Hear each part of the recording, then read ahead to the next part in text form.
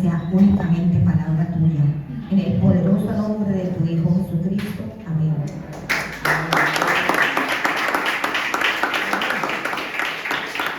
Gloria a Cristo. Bienvenido, hermanos.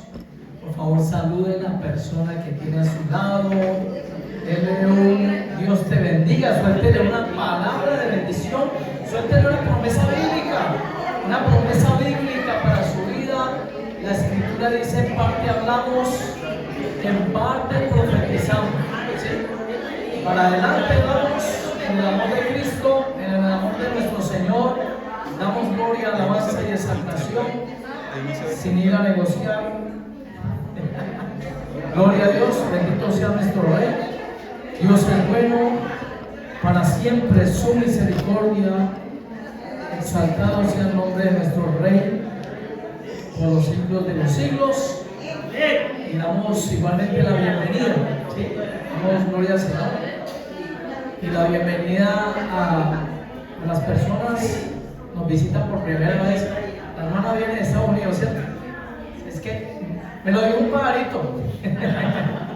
Sí, la hermana Yolanda ayer me comentó que estaba en el aeropuerto. Entonces, bienvenida, hermana. Bienvenida, Dios me la bendiga. Es temporal, ¿cierto? Entiendo. Es temporal porque vuelves a viajar, ¿o qué? Sí. Bueno, pero por aquí esta es tu casa. ¿Sí? Esta es tu casa, por aquí estamos para servirte con mucho gusto.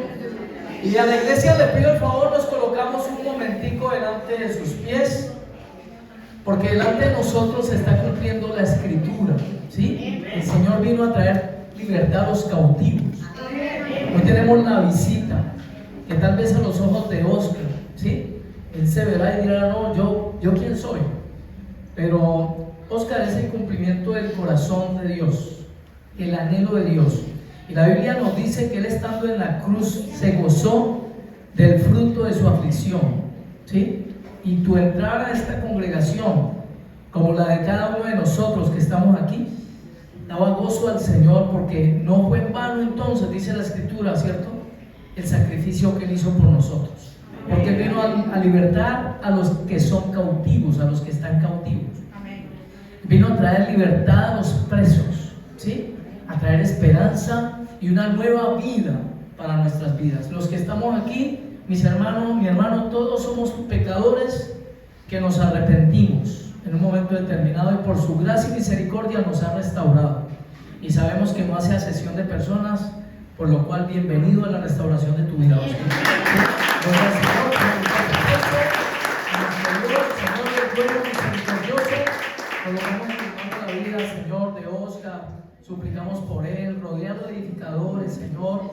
Oro para que, Señor, tú coloques en él aborrecimiento por todo aquello que no te glorifica, y que si tú lo has traído, Señor, con tus lazos de amor, oramos para que haga parte de esta familia preciosa, Señor, que hoy le acoge, diciéndole: bienvenido, Oscar, porque Cristo te ama y Cristo te liberta y Cristo te va a levantar donde jamás pensaste y a lo que no pensaste que ibas a tener. Te damos gloria, Señor, porque la buena obra que empezaste en Oscar la vas a terminar hasta que Cristo se ha formado en él. En el nombre de Jesús, amén.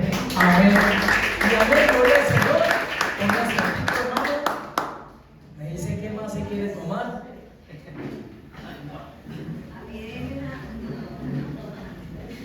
Gloria a Cristo. Ya sabemos todos, cada día, hermanos, por la noticia vamos viendo, ¿cierto?, las cosas que se están viendo, todo lo que se está acercando, todo lo que se está manifestando, ya lo estamos viendo nosotros delante de nuestros ojos. Por lo cual, no hay otra conclusión que el día se acerca, ¿cierto? El día se acerca, ese día se está acercando. Pero, como dice la Escritura, hermanos, el Señor dio unas señales acerca de lo que iba a ser su regreso. Y es muy notable en la Biblia que Él habla para traernos, digamos, claridad a las personas que estuviésemos en este tiempo. Él trae claridad al decirnos: será como en los días de Noé, ¿sí? Será como en los días de Noé. Y dice la Escritura, cuando Jesucristo va mencionando y detallando lo que estaba pasando en los días de Noé, Él dice, entre otras cosas, que la gente estaba, ¿qué?, comiendo, bebiendo, casándose, dándose en casamiento, ¿sí? Lo que en términos generales algunos han entendido como el término: estaban distraídos. Las personas estaban distraídas. ¿sí?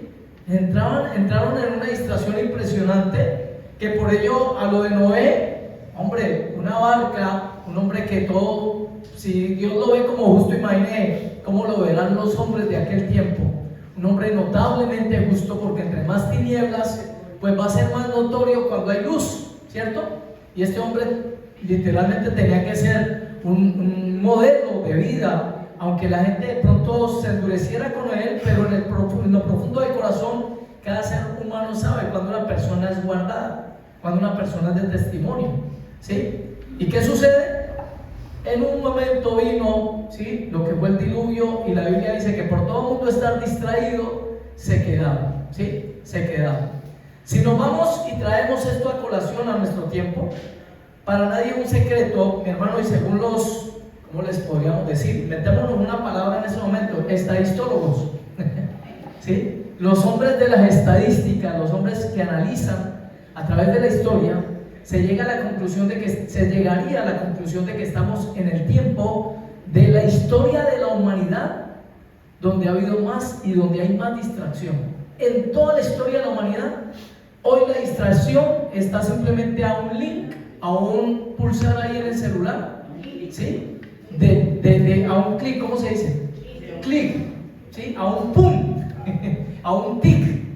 De pronto, de que usted estando en su casa ya no necesita salir.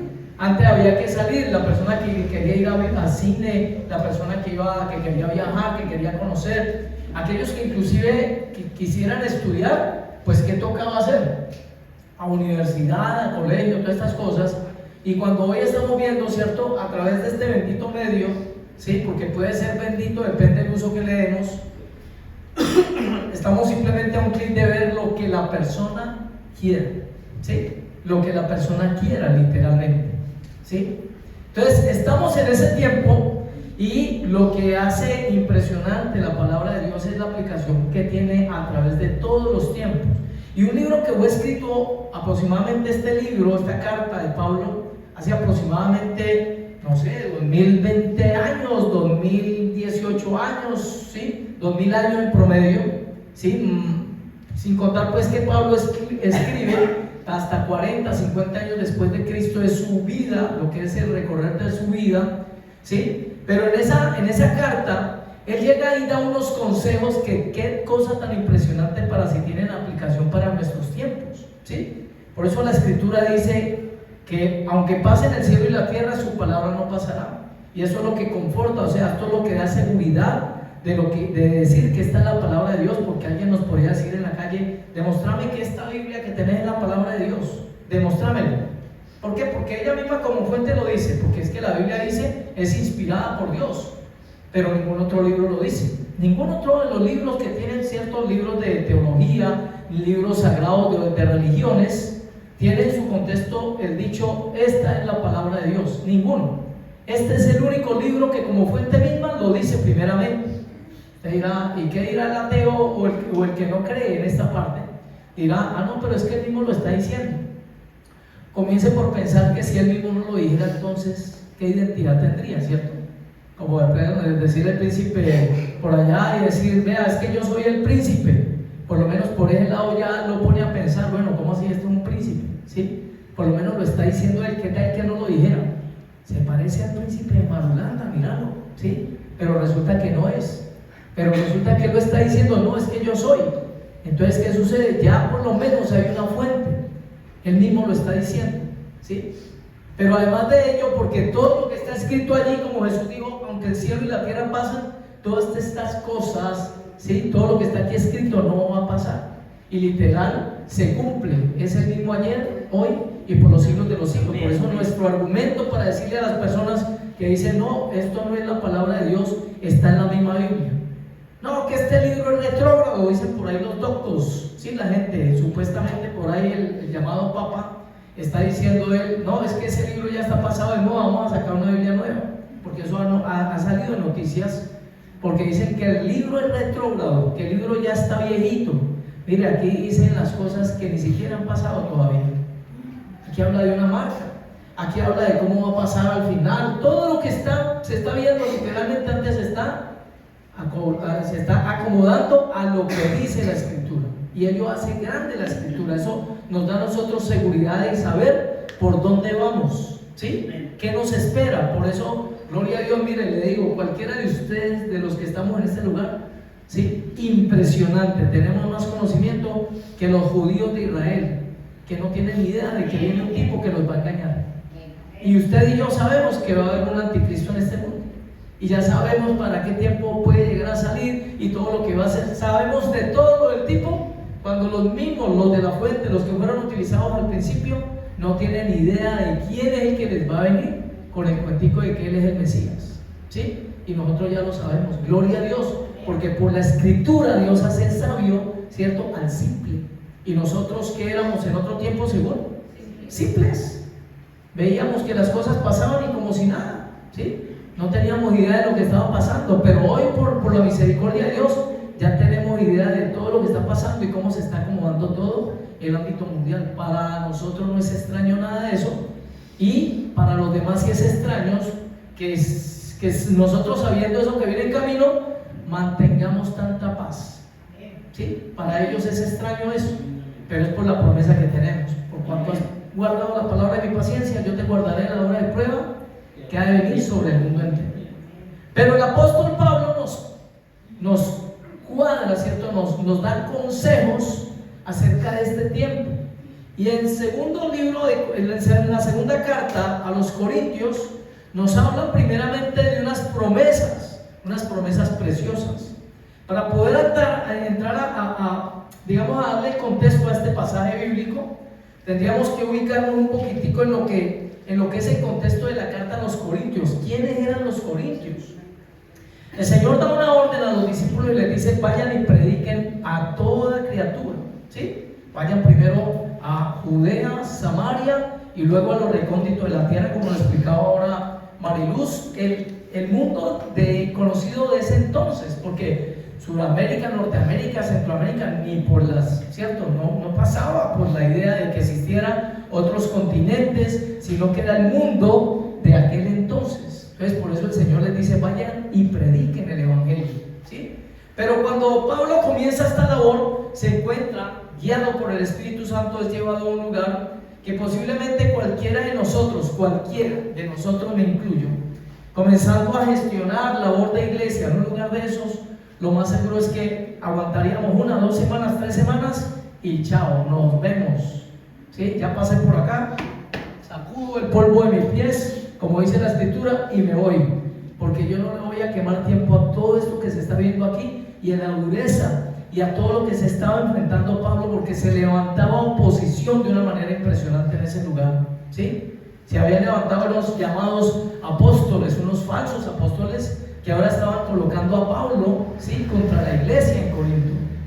Por eso usted escucha cuando dice: no, yo soy de Pablo, y el otro dice: no, yo soy de Apolos, yo soy de este, yo soy del otro, ¿sí? Y comienza la contienda. Cuando Pablo vaya y se encuentra con ellos, Pablo decide irse, pero luego les envía carta, porque él deja, ¿cierto?, a Tito para que les comparta a ellos. Eso usted lo puede averiguar en 2 Corintios capítulo 2, donde habla de Tito, ¿sí? Él les está hablando ahí: a Tito encargué para que se encargue, o sea, lo encargó de llevar esa carta, pero estaba ya preocupado Pablo porque Tito no aparecía. Y en ese tiempo no había WhatsApp, hermanos, ¿sí? En ese tiempo no había la forma, pues, de un teléfono ni nada, sino que cuando se perdían. Era pura obra de Dios que los llevara, ya por razón de llegar a una iglesia y decirle: no, él dejó razón de que se iba para tal, entonces luego pegaba para encontrarse con él allá, ¿sí? Porque en ese tiempo las complicaciones para transporte, para comunicaciones, pues eran palpables, ¿cierto? Y usted ve en la historia de los corintios una mala fama que hasta decir como un tipo de burla a su población. Ya la tenían, ¿cómo es la palabra? Que la tenían como, digamos, encerrada en esto, ¿no? Uy, vas a corintear, porque los corintios tenían fama de pecadores extremos, ¿sí? Allá había mucho pecado, y entre la iglesia que se está levantando es especial, porque llegaba a tal el colmo que ellos, siendo iglesia, se sentían orgullosos de decir: no, pues aquí uno de los muchachos, mire, él convive, él prácticamente él duerme con la esposa de su papá. Y nosotros como iglesia, nosotros aquí lo recibimos, ¿qué tiene de malo? ¿Sí? Llegaban a tal extremo el pecado donde ellos eso lo veían normal. Y cuando Pablo entra, pues desde luego dice, Dios mío, ¿esto qué es? La forma en que esta gente vive, la forma como dice, contiendas y egoísmo, del capítulo 1 al 4, describe a la iglesia de Corinto como una iglesia egoísta, ¿sí? Como una iglesia llena de contiendas. Se jactaban de su tolerancia con el pecado. Lo que usted ve hoy en muchas partes, ¿cierto? Que cuando hablamos, digamos, vamos a colocarlo en contexto, lo que es una carta, ¿sí? La Biblia dice que somos cartas leídas. Y nosotros tenemos muchas formas de expresarnos, ¿cierto? A través, inclusive, sin necesidad de hablar. Somos cartas leídas, ¿sí? Si usted ve un tipo así en la calle, mirándolo feo a usted, pues usted inmediatamente como que se cambia de acera, ¿cierto? Porque dice, aunque no me está hablando, no me está diciendo nada, que estoy leyendo en su cara, ¿cierto? Pero ve otra actitud, de pronto, no sé, en otra persona, otra cara, de pronto como más amable, ¿sí? Usted dice, no, este es como amable, ¿cierto? Son cartas, manifestamos cartas a través de ¿qué? De nuestras actitudes, pero aquí ya literal, hablando de la parte pues espiritual, el Señor dice que somos cartas leídas. Hay cartas que traen confusión, ¿sabían ustedes? Hay cartas de Dios, pero también hay cartas del diablo, ¿sí? Entonces la carta de Dios te va a traer unidad, confraternidad, paz, gozo. Jesucristo, ¿cierto? La gente quería arrimarse a Él, hasta los niños querían arrimarse a Él. Los fariseos eran una carta de confusión porque ellos hablaban, pero el Señor dice, no, miren, hagan lo que ellos les dicen, pero no hagan lo que ellos hacen. Porque es una carta confusa para la persona. Y está la carta del diablo, que más claro para dónde, ¿cierto? El que busca dividir, el que busca destruir, arruinar, el que quiere traer todo lo malo normalmente, viene a representar una carta, ¿sí? del maligno. Y eso es lo que estaba pasando. Dice que ellos se inclinaban a pensar que el cuerpo era solo para el sexo y el placer. Hablaban de ello. Y la actitud de ellos, inclusive en el matrimonio, era una actitud egoísta, donde el mismo Pablo les dice que se junten el esposo y la esposa en su relación normal, por ejemplo, ¿cierto? En Corintios 7, y les dice pues que a menos que sea por oración, sí sepárense por un tiempo, pero para estar solamente en el tiempo de oración, porque se estaban presentando esos problemas. Una comunidad totalmente egoísta, que cuando usted lo lleva, ¿sí? Ellos se querían agradar a sí mismos. Y en el capítulo 11, cuando hemos leído aquí la parte de la cena del Señor, ¿recuerdan cuando hemos leído la cena del Señor? ¿Cómo la estaban viviendo los corintios? De una forma desordenada, que el Señor, que Pablo les dice en la carta, ¿cierto? Les dice, ustedes vienen aquí y vienen a comer y dejan a los demás sin comida. Porque en su principio la cena no era como nosotros la llevamos aquí. La cena era literalmente una comida que se servía, ¿sí? Imaginen lo que recogían en ofrenda y todo eso, que cuando se unían en la carta, en el tiempo de compartir la cena, no era un vinito, ¿cierto? Y un pan, sino que era comida y cantidad, que les decían, aquí vienen ustedes a saciar su hambre. Quiere decir que estaban viendo una comunidad totalmente desubicada, una comunidad egoísta, ¿sí? Era eso, los corintios eran eso en ese tiempo. Pero aún para ese tipo de personas, la Biblia nos dice que Dios tiene promesas, ¿sabían ustedes? Aún para ese tipo de personas, porque como lo hemos expresado en otras ocasiones, mire, cuando leemos la Biblia, cuando leemos toda la Biblia, de atrás para adelante, el Antiguo Testamento, el enfoque que le queremos sembrar en el corazón a las personas, ¿cuál es? Por el Espíritu Santo. Mire la grandeza de Dios, siempre lo grande que es Dios. ¿Por qué? Porque todo hombre, ¿sí? Yo le digo, alguien de pronto alguna vez dijo, no, es que usted de pronto equivoca, y si se equivoca, entonces ¿qué? Entonces yo le tengo que decir, ¿qué dice la Biblia? Mire, se equivocó Moisés, se equivocó Pablo, se equivocó David, se equivocó, todos se equivocaron, todos los grandes hombres de Dios se equivocaron. ¿Cómo no nos vamos a equivocar nosotros, hermanos? ¿Que quién somos nosotros? ¿Quiénes somos nosotros para no equivocarnos? ¿Sí? Sino que lo que nos tiene unido a todos, ¿qué es? ¿Cómo se llama ese hilo que nos une a todos? ¿Cómo se llama? El amor. Claro, es que vivió es por el amor. Eso es lo que hace grande la obra de Dios. ¿Qué hace grande la obra de Dios? Por Dios, lo hemos dicho en otras ocasiones, ¿cierto? Las empresas, ¿a quién buscan? Para que trabajen. ¿A quiénes buscan para que trabajen allá en sus digamos, instituciones, en las empresas, en las organizaciones? Cuando mandan una invitación, ¿qué es lo que llama la atención? ¿Qué dicen ahí en la invitación para trabajar allá? ¿Se necesita personas qué? Con experiencia, con títulos, con cartones, con esto, con lo otro, con lo otro. ¿Y dónde está la grandeza de Dios? Se buscan pecadores, violadores, secuestradores, mentirosos, adúlteros. ¿Sí? Ese es el anuncio que Dios coloca a través de la Escritura. Que vengan a mí todos los que estén cargados y trabajados. ¿Sí? A mí no a buscar pecadores sino justos. Esa es la carta con la cual Dios nos invita a nosotros. Vengan a mí, vengan a mí. Y lo que hace grande Dios, sí, lo que hace grande la obra de Dios es eso, es personas que venimos de contextos tan diferentes, de vacíos tan fuertes, unos más fuertes que los otros, de pasar por circunstancias que yo personalmente, sí, uno dice ahora, no, yo no me atrevo a contar cosas que viví en mi pasado, primero por dos cosas. Por una, porque Dios dice en su palabra que no traigamos a memoria las cosas del pasado. Y porque posiblemente, como cualquiera en la calle, le diríamos, venga, y si Dios colocara en una película todos sus pensamientos delante de un poco de gente, ¿usted qué haría? ¿Cierto? Todo lo que usted piensa, todo lo que yo he pensado, y si lo colocara en una pantalla gigante, ¿qué pensarías? ¿Cierto? No dirían, no, salgo corriendo de aquí, hermano, porque qué vergüenza, ¿sí? Lo que he llegado a pensar en mi vida, lo que he traído a memoria a veces cuando he estado solo, ¿sí?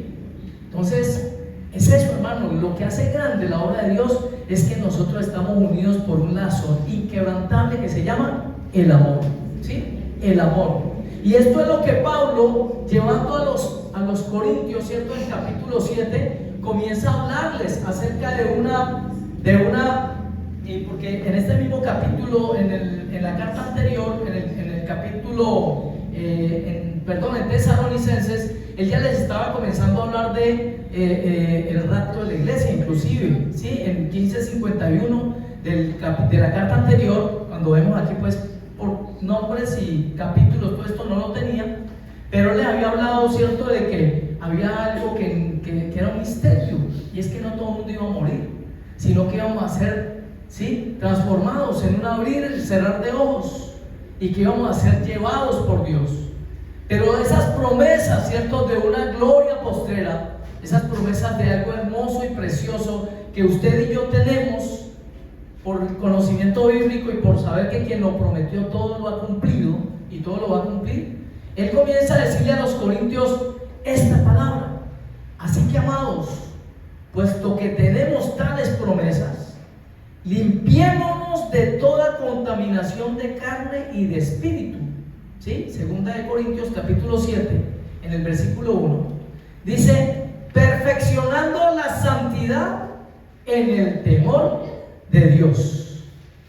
Así que, amados, puesto que tenemos tales promesas, ¿sí?, tales promesas, Dios no va en contra de que nosotros seamos interesados, ¿sabía usted? A Dios le gusta que nosotros seamos interesados. Es más, Él en la Biblia lo revela. Porque de tal manera amó Dios al mundo que ha dado a su Hijo unigénito. ¿Dice hasta allí la Biblia? ¿O qué más dice? Aquí viene el interés de Dios, para que todo aquel que le cree no se pierda y tenga vida eterna. O sea que Dios está interesado ¿en qué? En tener más hijos, ¿sí? Es el interés del Señor. En el tiempo antiguo, lo hemos dicho, en el tiempo de José, el interés de José fue ganar para su señor, que en ese tiempo era el faraón, ¿sí? Fue ganar todo lo que tenían en bienes los egipcios, y en últimos hasta los egipcios mismos se hicieron esclavos de ese faraón.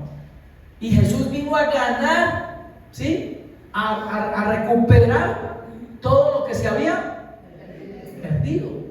O sea que el Señor es interesado, pero en el buen sentido, el interés correcto, el interés justo, ¿sí?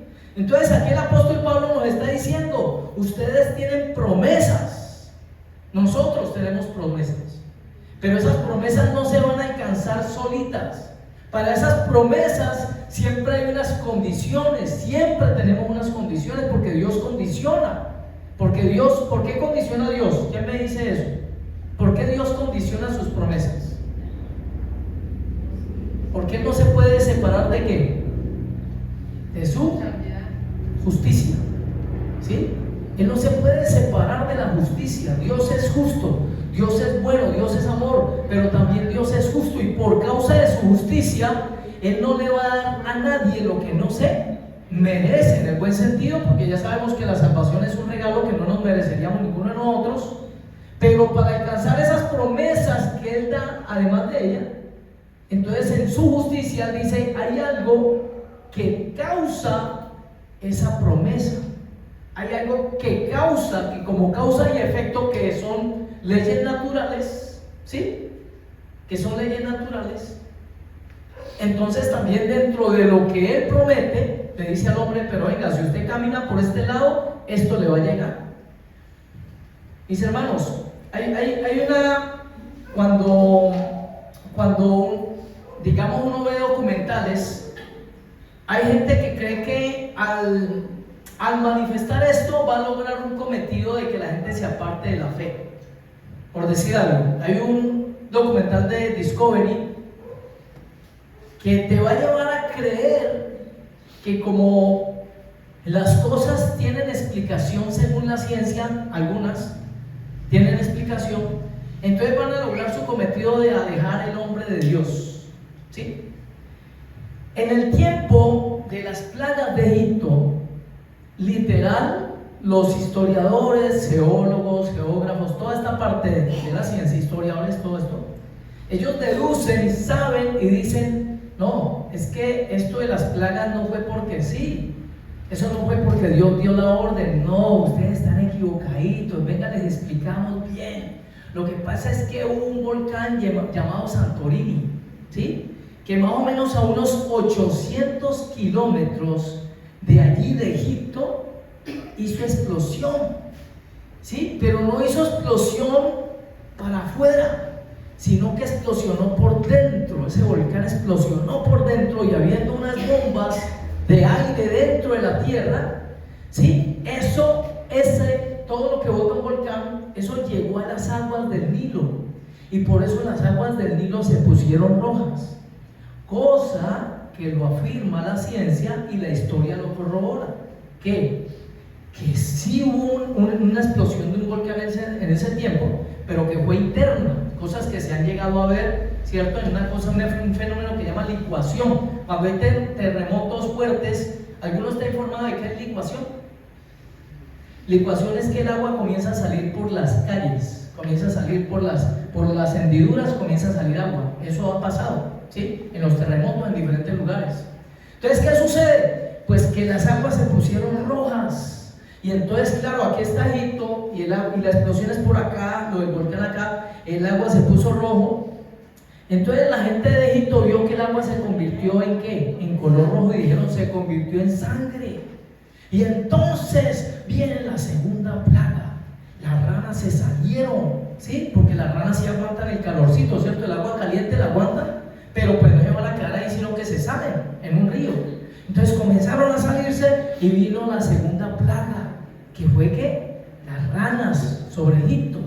Luego vino, pues por causa de esa agua, pues que estaba así por causa de ese volcán, entonces los peces se murieron, vino la mortandad de los peces.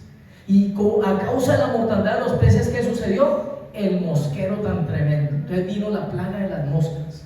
Y como vinieron las plagas de la mosca y el agua estaba contaminada, pues ¿qué pasó con las vacas, terneros y todos esos animales? Pues se murieron también. Y entonces por eso se causó que viniera la peste entonces de la úlcera a la gente, porque las bacterias, y comenzaron a explicar todo, hermanos, todo, que se quedaron en la última, la muerte de los primogénitos. ¿Y cómo explicamos esto científicamente? Y salieron con la peor de todas. No, es que en el primer piso de los egipcios dormían siempre el primogénito en el primer piso. exclusivamente el primogénito. O sea, no dormían los demás hermanos ahí, sino solo el primogénito, cosa que lo corrobora la historia, ¿sí? Y entonces por eso tuvieron que morir solo los primogénitos de allá. Eso sí, que no saben cómo explicar que a la tierra de Gosén no llegó eso. Y segundo, ¿quién prendió la mecha para que literalmente ese volcán explotara o causara ese efecto preciso cuando Moisés estaba allá diciéndole al faraón? Entonces vienen estas plagas, ¿sí? Eso sí no lo pueden contestar. Entonces, eso lleva a la persona que está desubicada, al que está desubicado, lo lleva a dudar, a decir, que fue la ciencia, ¿sí? Pero a usted y a mí, que conocemos de Dios, nos lleva a entender que Dios es Señor de la creación. Y si hubiera sido así aún, como lo explican ellos, hermano, Dios es perfecto. Quiere decir que Dios utiliza lo que hace para traer juicio donde quiere, ¿cierto? Como Él diga, en el tiempo que diga y cuando diga, ¿sí? Entonces, entre más conozco yo a Dios, entre más conozco, ¿qué creen que pasa? Cuando yo más conozco a Dios, más me enamoro de Él. Entre más le conozco, más me enamoro. ¿O no le pasó a usted, a Mariluz Fernando? ¿No le pasó a usted, hermano, que vea, la tenía descrestada? ¿Por qué? Porque ya comenzó a acercarse, ¿cierto? Y a hablarle. Uy, qué tono de voz, este hombre tiene voz de tenor, ¿sí? Y yo, no, pues es que este es el mío, vea, ¿sí? Entre más le conozco, más comienza la persona a enamorarse. O dígame, ¿quiénes son los que más disfrutan la música? Aquí hay dos músicos al lado mío, ¿sí? Dígame, ¿será que la persona común y corriente que viene, cierto, a la iglesia analiza los sonidos, analiza los tonos, los tiempos, toda esta cuestión? Que si ustedes fueran a un concierto, ¿ustedes cómo van a vivir la música? ¿La ven igual que todo el mundo? ¿O comienzan a verla de otro parámetro? Porque entre más conozco de música, más me enamoro de esa gente, o sea, más me enamora esa gente que toca excelente, ¿cierto? Más se enamora uno de ello. A diferencia, por ejemplo, no sé si es enanólogos o cómo se llaman, los que catan el vino, no recuerdo cómo se llaman, pero tienen otro nombre también, ¿sí? ¿Y qué sucede? ¿Sí? Esta gente le dice a la persona, a ver, ¿lo huele? Medio, no sé si prueban un poquitico, pero dicen cosecha del año 1920 en Francia, París, y te da detalles, ¿cierto? Pero ¿qué hace el borracho? Bueno, va la otra, ¿cierto? El borracho no analiza nada de eso. ¿Por qué? Porque no lo conoce.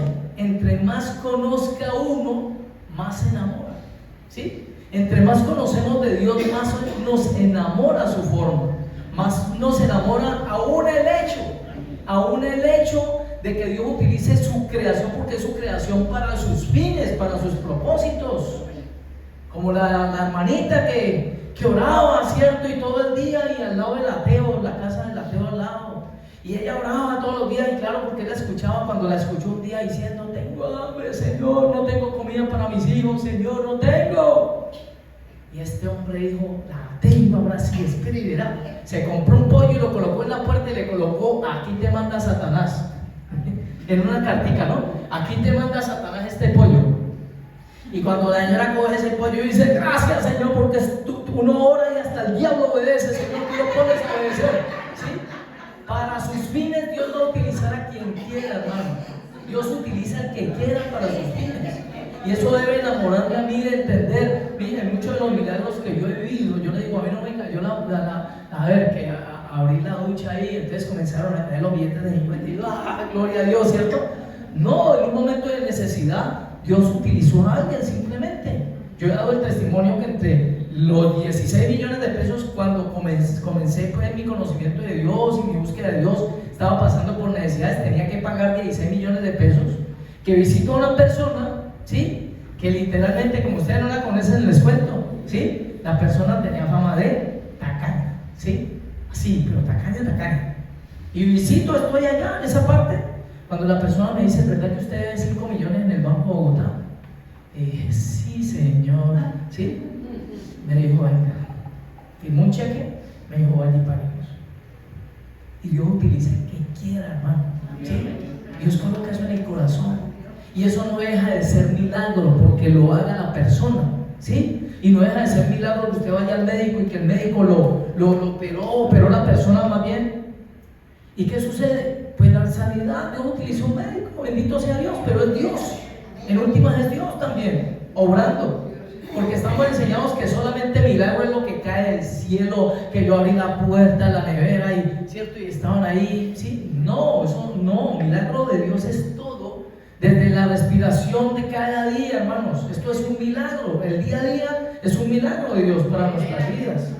Y dice, así que amados, puesto que tenemos tales promesas, limpiémonos de toda contaminación de carne y de espíritu. Aquí hay dos cositas que se dividen en este pasaje y son las contaminaciones, y habla una de la contaminación de carne. ¿Quién sabe qué es? ¿Qué es la contaminación de carne? Los deseos de la carne, correcto, porque hay pecados que son carnales y pecados que son espirituales. Los carnales son esos que se manifiestan allí, que se manifiestan, como usted lo puede leer en Gálatas 5:19, ahí están todos esos deseos de la carne. Robar, fornicar, todo lo que se hace, todo lo que sea adulterio, lascivia, todo lo que se manifieste, ¿sí? Cuando una persona actúa, eso es el pecado de la carne. Pero hay otros pecados que para Dios son más complicados. Para nosotros son más complicados de encontrar o de poder ser sensibles a que en una persona hay ese pecado. Y son esos que moran dentro de la parte espiritual de la persona, ¿sí? ¿Cuáles son?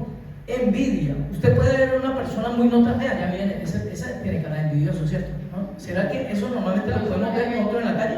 ¿Sí? ¿Cierto que no? No podemos ver a una persona rencorosa tampoco. Y es de las más difíciles de encontrar porque literalmente es una característica en el rencoroso, ¿sí? Que no se muestra a primera vista. Yo lo digo con todo respeto, es un parecer personal, por favor no lo lleve a doctrina. Pero en estas páginas de Facebook, o Facebook no, porque yo no tengo Facebook, pero en la identificación, por ejemplo en WhatsApp, yo veo muchas personas del mundo, más que todo, ¿sí? Que conozco que salen haciendo así en la carita, ¿sí? En la foto, así, sí, en el perfil. Pero uno que conoce sus vidas sabe que hay mucho vacío en su corazón, ¿sí? Pero están dando una imagen a toda hora, tratando de dar una imagen a toda hora de soy feliz y cómo perdís, ¿sí? Es una imagen que están tratando de dar a toda hora, pero en lo profundo uno sabe que esa persona normalmente tiene vacíos, ¿sí? He dado pues como digamos un consejo a las personas, por ejemplo casaditas, en su WhatsApp siempre coloque a esa reina que Dios le dio como identificación suya. Mire, lo que es conmigo es con ella, lo que es con ella es conmigo, ¿sí? Y verá que se va a ahorrar problemas, se va a dar a entender como testimonio en Cristo, ¿sí? De quién es usted, de qué hay, qué lo acompaña a usted a toda hora, ¿sí? Y decir, no, yo soy casado. Quien me vea mi WhatsApp se da cuenta de entrada, yo soy casadito, ¿sí? Entonces así uno de pronto puede llegar, o una persona puede llegar a espantar por ahí, pues cierto, filisteos incircuncisos o filisteas incircuncisas que quieran como pegarse la rimadita por ese lado también, ¿sí? Pero es una imagen hay veces. Entonces están, ¿sí? Los odios, las iras, el rencor, la prepotencia, el orgullo, la altivez, que hay veces la persona lo tapa porque son pecados que están por allá adentro, pero que en un momento determinado se tienen que manifestar. ¿Cuándo se manifiestan los pecados? Por ejemplo, en un creyente, ¿cuándo se manifiesta que hay algo? ¿Cuándo se manifiesta en un creyente? En la oración. Saben que se presenta más, o sea, se va a hacer muy manifiesto cuando la persona no esté matando por el espíritu esas cosas, ¿sí? Porque literalmente todos venimos con esas luchas adentro.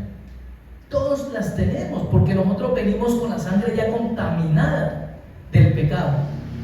Todo ser humano es pecador, y todo ser humano desde Adán cometió la desobediencia al Padre y por otro lado la contaminación al comer el fruto prohibido, y ese fruto contaminó la carne. Por eso la herencia se pasa. Escuchaba yo un predicador diciendo que el hombre es el que engendra el pecado, que el hombre en sus genes es el que pasa el pecado. Lo decía el predicador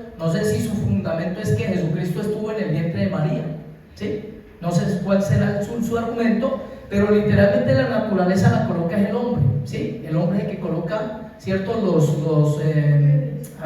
Lo que luego va a ser si es niño, niña, todo esto. ¿Es eso así, aparece? Gloria a Dios. El hombre es el que da el sexo Es el hombre, ¿sí? Y junto con eso viene la simiente esta del pecado, ¿sí? Entonces, ¿dónde está el problema? Todos lo tenemos. La diferencia, ¿dónde está? El que hace morir por el espíritu las obras de la carne. Así que cuando alguien resbala, hermano, no es más que falta de comunión. Eso es todo. Ahí está la raíz del problema. Falta de estar en comunión con Dios. Es lo que lleva al hombre y lo que lo lleva a uno a ¿qué? A estar débil en un momento determinado. Por eso la Biblia habla, ¿cierto? Ya no vivo yo, ahora Cristo vive en mí cuando entiendo que las armas de nuestra milicia no son carnales, sino poderosas en Dios para destruir ¿qué? Mira, el problema está aquí, ¿sí? Eso de que me voy, como lo decía ahorita explicando lo que estaba explicando Marilu, ¿cierto? Entonces me voy para ya tengo la salida, hermano, ante esta lucha de lujuria que hay en mi corazón. Me voy para una playa de musulmanes. Sí, me voy para una playa de musulmanes. ¿Cómo vamos a encontrar allá las mujeres musulmanas bañándose? Se van a colocar prácticamente, ¿cierto? Van a llegar con el Corán allá. Se acabó la malicia, ¿sí? No, es algo que mora en uno, eso lo lleva a uno donde vaya. Pero tenemos, por el Espíritu Santo, tenemos las armas de nuestra milicia, ¿sí? Que son poderosas en Dios para la destrucción de fortalezas. Tenemos como tener eso anulado, que es la bendita misericordia de Dios. Y tengo que decirle que eso nos va a acompañar hasta que muramos, hermano. Eso nos va a acompañar, esa naturaleza caída. Esta lucha va a ser hasta el día que el Señor diga, venga para acá, ¿sí? Porque va a ser transformado nuestro cuerpo. La Biblia lo dice en el evento del rapto, en un abrir y cerrar de ojos, y nuestro cuerpo, cuerpo pecaminoso, va a ser transformado en un cuerpo glorioso. Y al cuerpo glorioso ya no le va a dar hambre, ya no va a tener esos deseos, ¿cierto? Y estas cosas con las cuales luchamos todos los seres humanos. Pero mientras tanto, ¿qué? Dios nos dio las armas. Dios dice, venga, métase en la parte espiritual y verán que van a dominar sobre lo que quieran. De verdad, la persona domina sobre las pasiones que normalmente moran en nosotros, ¿sí? Dice, pecados de espíritu, envidia, rencor, celos, pasiones desordenadas, ¿sí?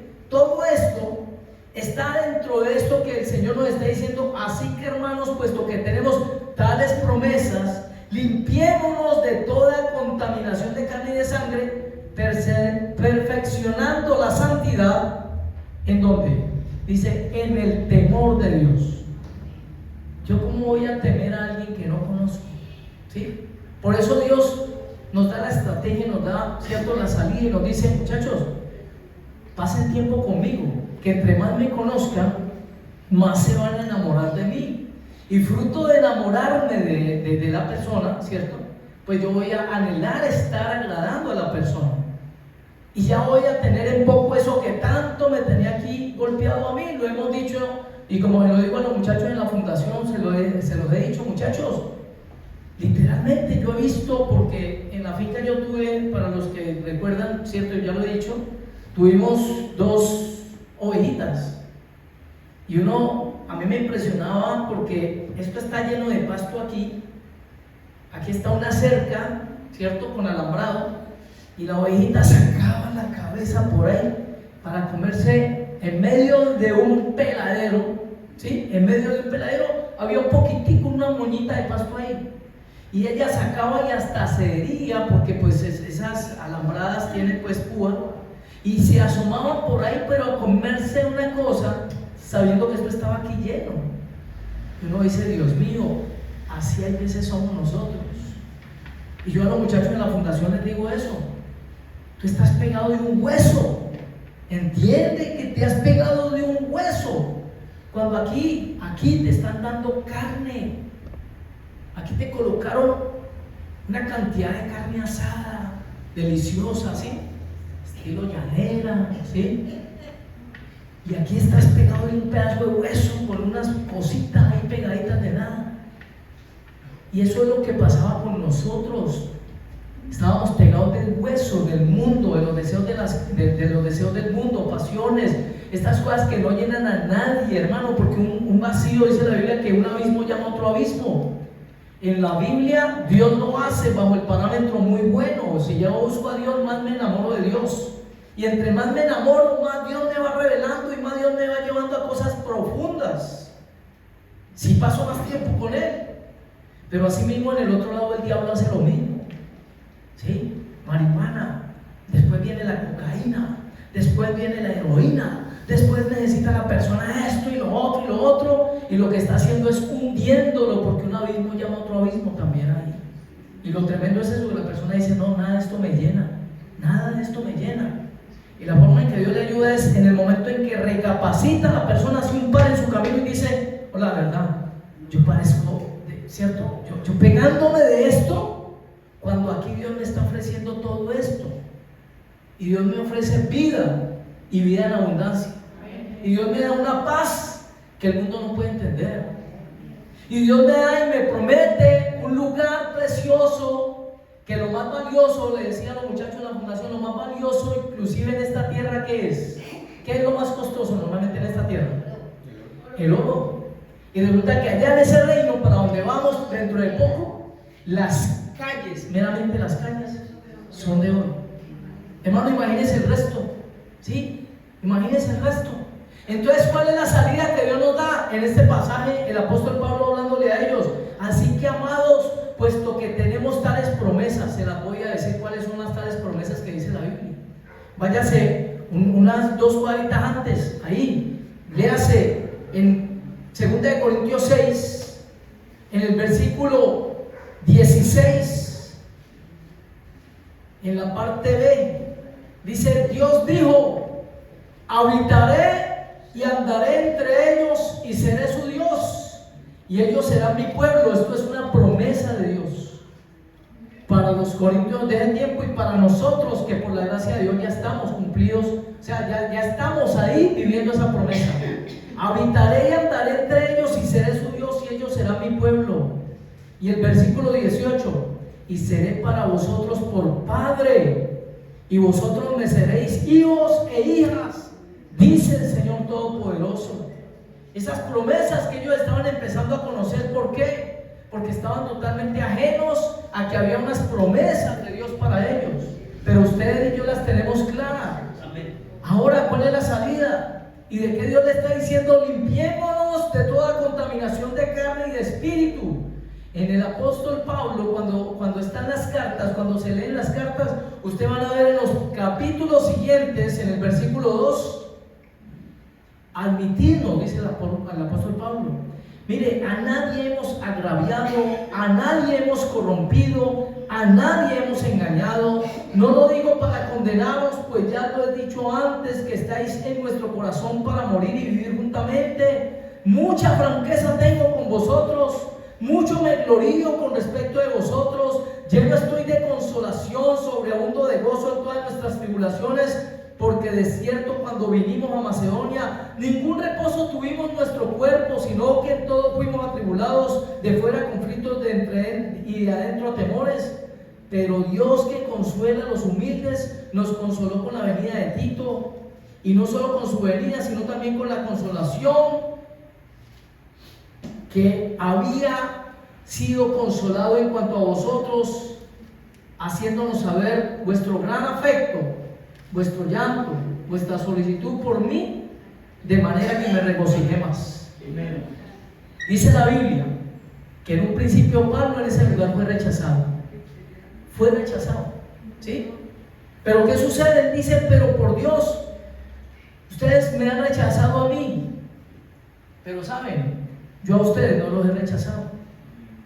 Aunque ustedes me hagan el feo, aunque ustedes no me quieran, yo a ustedes sí los quiero. Y es por eso, porque en ocasiones se presentan circunstancias donde el que menos tiene que pagar el pato es quien lo sale pagando. Donde el que menos tiene que pagar el pato es el que lo sale pagando. ¿Entienden esa parte? Se presentó un problema en la iglesia y ¿sabe qué hace mucha gente? Yo no vuelvo por allá. El que paga el pato, ¿quién es? Dios. ¿Sí? es el que al final sale pagando el pato, el que menos debe. En este caso el apóstol Pablo, ¿sí? Hoy el mundo está tan al revés, tan al revés, tan al revés, y lo hemos dicho en los discipulados. ¿Qué sucede en la televisión? ¿Qué sucede en la televisión? ¿Qué notan ustedes en la televisión? Que hoy por hoy el que está haciendo lo malo es el que sale así. ¿Y entonces qué? ¿Sí? Lo cogió la policía y está así. Y el que está poniendo la denuncia es el que se tiene que esconder. Estamos en un mundo en este momento donde salen en las redes, lo digo con todo respeto, los movimientos, ustedes ya saben, como lo vamos a subir a YouTube, no lo puedo decir porque nos bajaron todo.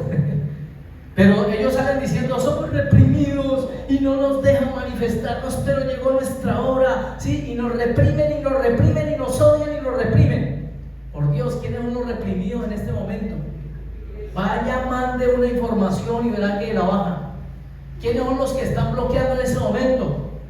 A la iglesia, hermanos, ¿sí? No se le permite a la iglesia que hable de nada ya.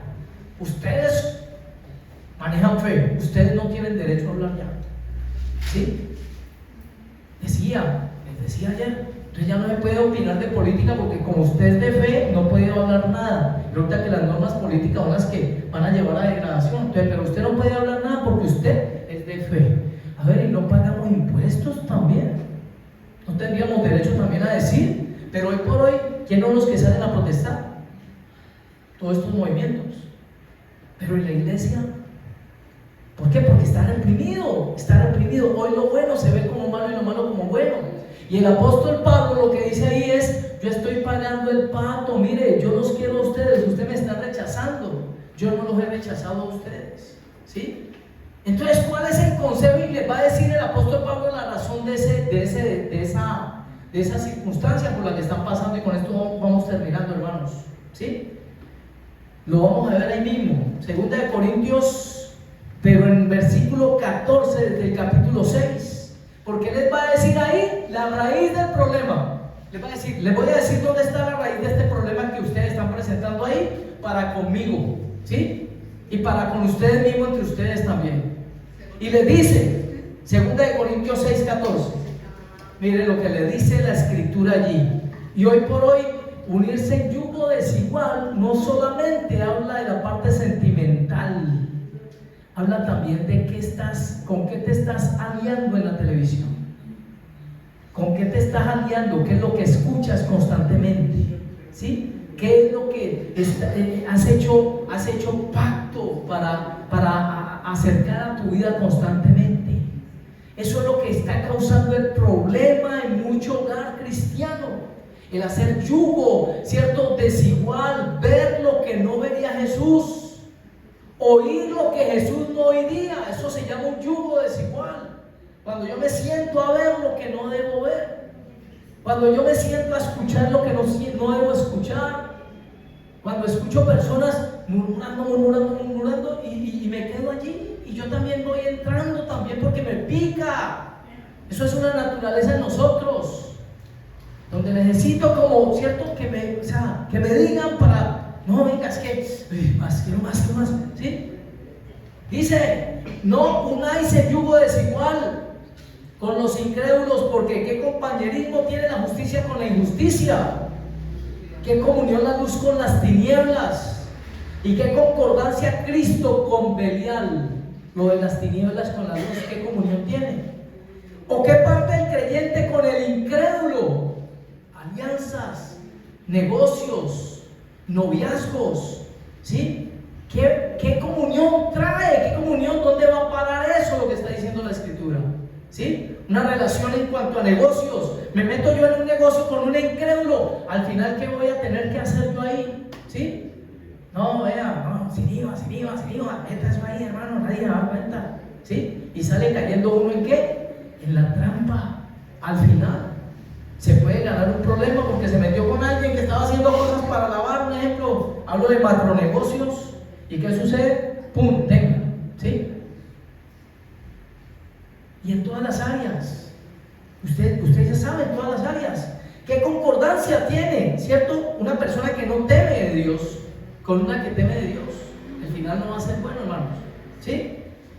¿Y qué acuerdo hay entre el templo de Dios y los ídolos? Está hablando literalmente ya aquí de la idolatría, ¿sí? De la idolatría de los lugares donde ellos se reunían y que tenían ídolos ahí, porque Dios está en todas partes, pero no se manifiesta en todo lugar tampoco, ¿sí?